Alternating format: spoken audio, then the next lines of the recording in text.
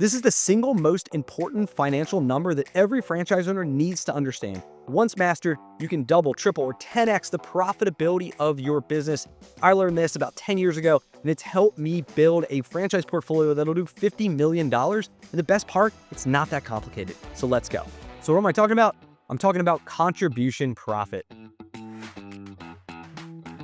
So here's how it works. Picture your business as a waterfall where money is just pouring in. So you have sales dollars that are pouring into this waterfall. And every dollar that comes in, whether it's $1 or $10, is going through this funnel. And as a franchisee, you have variable costs. So you have costs to pay labor, you have costs for materials, you have a percentage of sales that you're going to pay the franchisor in the form of a royalty, a brand fund, a call center fee, right? There's all these different fees that you have. And every dollar that pours into your funnel gets a haircut. And it doesn't matter whether it's $10 or $1 million or $100 million, every single dollar gets the same haircut. So let's say we have a business that gets a 50% haircut. So every dollar that pours in, half of the dollar, so one half of the dollar gets paid to all those variable expenses. You have your cost of goods sold, you have payroll, we have royalties, we have credit card fees. So half of every dollar, as soon as it comes in, goes away. Doesn't matter what the volume, half of it goes away. The other half of that dollar, in this case, is your contribution, right? So this continues, and this is your contribution. So if you have $100 pouring in and you have a 50% of a variable cost, that means you have 50% of every dollar is what's contributed. And the next step is that money falls into a bucket, okay? And this bucket is your fixed costs. So this would be your rent and insurance and management payroll. This will be what debt you have, right? So you have lots of fixed costs every month. These are the costs that don't really change. And every single contribution dollar starts at the bottom every month and starts to fill it up. So if we do $100, we put $50 in this little bucket. If we do $1,000 sale, we have 500, right? And every single contribution dollar that falls in starts stacking this bucket up. And as the month goes on, you get higher and higher and higher and higher until the bucket is completely filled. The dollars pour in, they completely fill up this bucket. And then what happens, this is where the magic happens, okay? Every single incremental dollar, okay, over that falls, and that is where your net profit lies. And that's how you get paid. So picture this bucket. Picture you have a 5-gallon bucket. Money's pouring in. Those quarters, those dollars, it's pouring up. It's filling up that bucket. And then at a certain point, the bucket's filled. But the money keeps pouring in. And what happens? That bucket overflows. And all that money that is pouring off that falls to the bottom line, that is your net profit. So there are only 3 levers to pull if you want to make more money. It's actually pretty simple. One is we pour more money in, right? Like if we have more money pouring in, we're gonna have more dollars to fill it up. The second is we can increase our margin. So if we can cut our expenses on what goes out, we can cut that haircut down. We can have a bigger percentage of every dollar fall into that bucket. And finally, we can shrink the bucket so that the bucket is just smaller and gets filled up quicker. And finally, we just have more buckets, right? We have more streams. Instead of having 1, we have 2, we have 5, we have 10, we have 30, 34, whatever the number is. I'm gonna run through an example, but picture this in your mind. That bucket, you wanna fill that bucket up. And the quicker that you can fill it up, the more money you can make it. So let's walk through a quick example with some real numbers here. All right, so we have a simple P&L that we're gonna walk through as an example to show you the impact. And if you wanna double or triple your profitability, this is what you have to do. So let's say we have a business that's doing $50,000 a month in sales. And we have a 50% variable cost haircut, okay? So 50% of every dollar that pours in gets paid off. It gets paid to payroll, it gets paid to our cost of goods, it gets paid to the franchisor in the form of a royalty. We might have some credit card fees, some bonuses, whatever it is, but 50% of every dollar is taken off. And so we have $50,000 in sales. Our variable costs are to be $25,000, meaning we are left, if we subtract that, with our contribution profit of $25,000, right? And let's say we had $20,000 of fixed expenses, so rent, management, payroll, insurance, like debt payment, utilities, dues and subscriptions, software, the whole thing. So we subtract that out and we're left with $5,000 in profit, okay? So at about a 10% margin. Not the best, right? Like we're not in this business to make $5,000 a month. We want to make a lot more. And so what do we do to increase it? Well, there's only 3 levers that we can pull at this location. Number 1 is we can increase sales. So let's look at that. So let's say we can increase the sales by $10,000. So we can go to 60,000 in sales. So we increase sales by $10,000. And our variable costs are still a 50% haircut. So we still take half off that goes to, payroll, cost of goods, all that stuff. And so we're left with $30,000 here. Our contribution now goes up by $5,000, right? So we're subtract that out, 30,000 is left. Our fixed costs are still 20,000. And so now our profitability is $10,000. We just doubled the profitability of our business by adding $10,000 in sales. So we had a 20% increase in sales from 50,000 to 60,000, but our profitability, the bottom line number that we make, that we take home, doubles, 100% increase, right? So small increase at the top, we do a double on the bottom, all right? That's a pretty good start, but I think we can do better. So the next step of this is, can we get the business to be more profitable? Can we increase the contribution margin?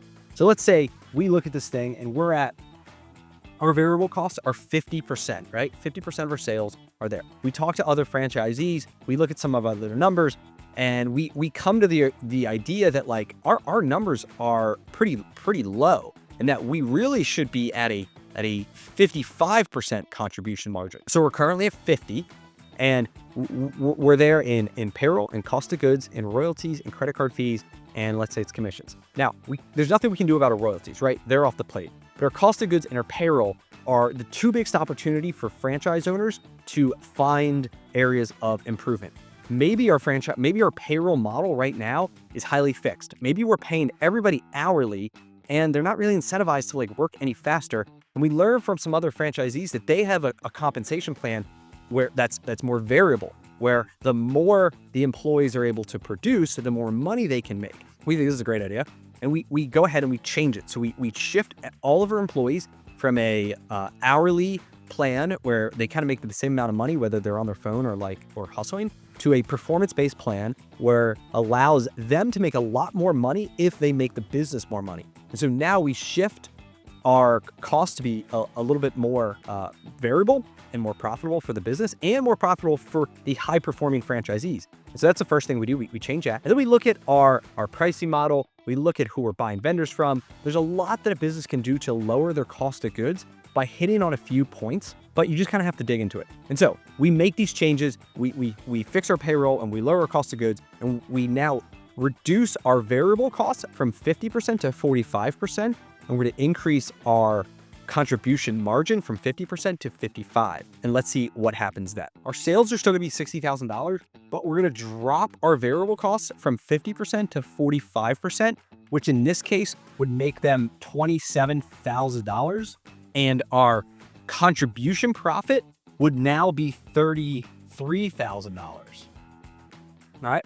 Now, if our fixed costs didn't change, we would then increase our bottom line profitability from 10,000 to now 13,000. Okay.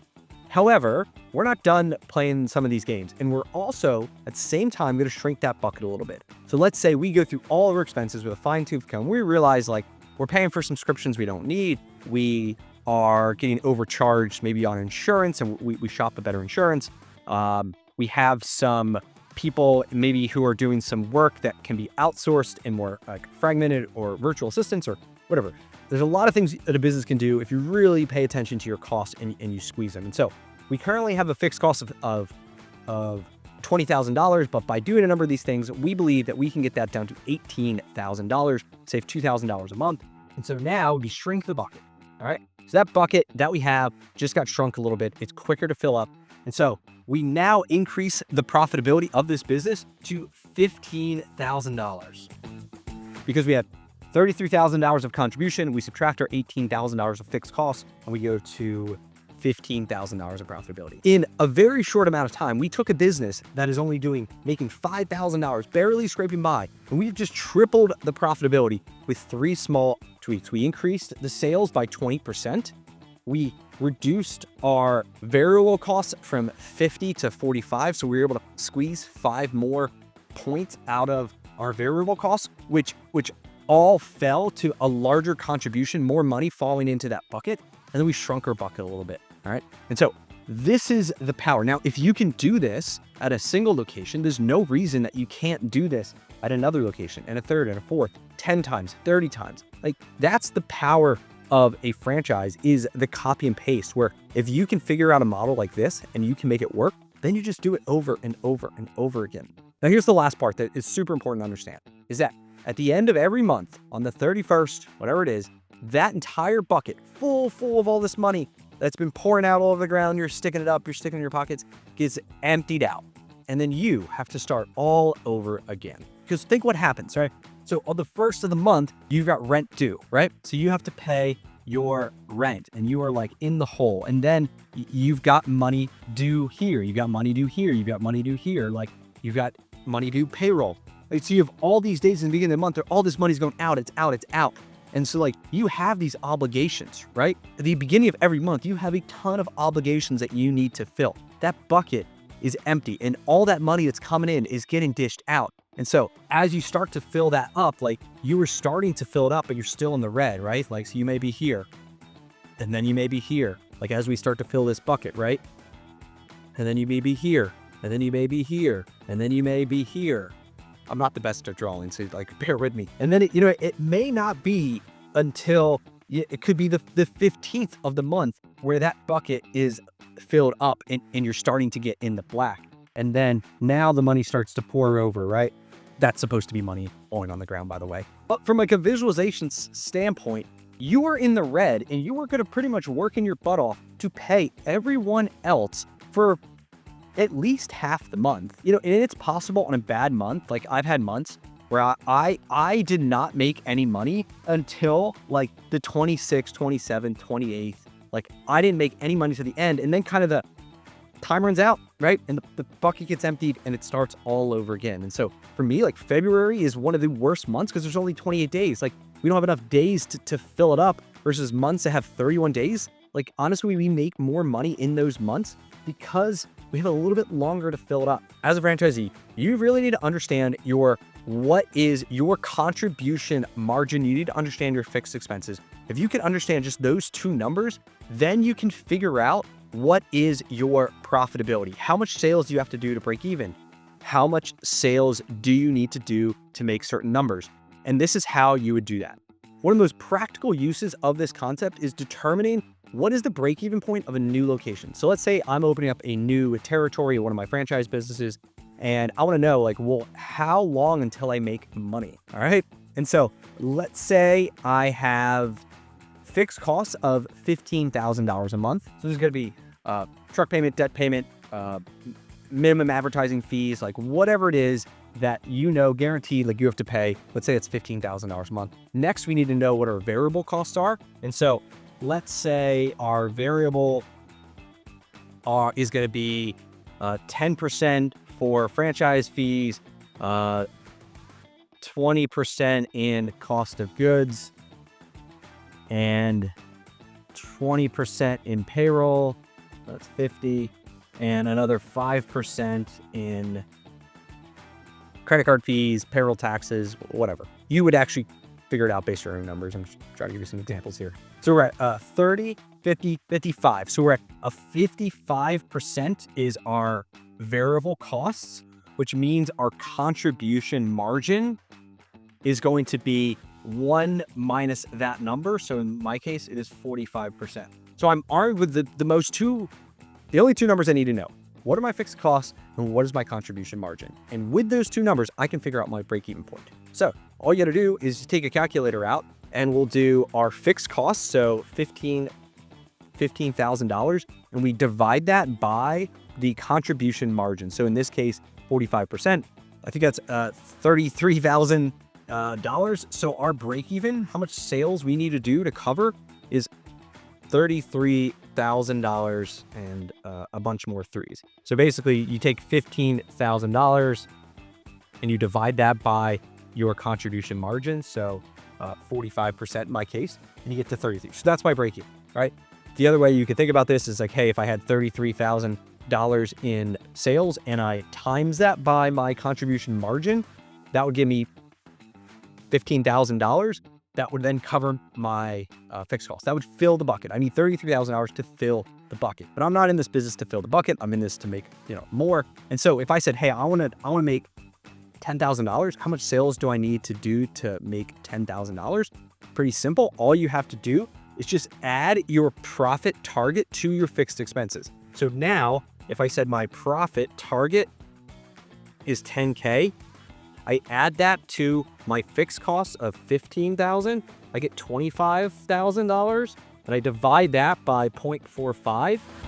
So $25,000 divided by 0.45 is $55,000 in change. So that means I need to do 55K in sales in order for me to make $10,000, overfill that bucket, and we're good to go. The other way you could do this, the simpler way, is just to say incrementally, right? We need 33 to get in it. If I want to make $10,000 more, $10,000, you just put that in because that's that profit I was looking to make. We divide by 0.45, we get $22,000. 22 is the difference between this number and this number. And so, all right, so next steps for you is go into your QuickBooks, export your entire P&L, try to figure out what is fixed, what is variable, so that you can start to determine what your contribution margin is, what your fixed costs are. And what I would do is compare different time periods, look at a month, a quarter, a year, and start to see kind of how the numbers change and the impact that it has. I'll do another video later breaking it all down in Excel. But for now, hopefully this helps, and I'll see you on the next video. If you have any questions or comments about anything I talked about, drop them in the comments below. I answer almost everyone. I'll see you there. Cheers.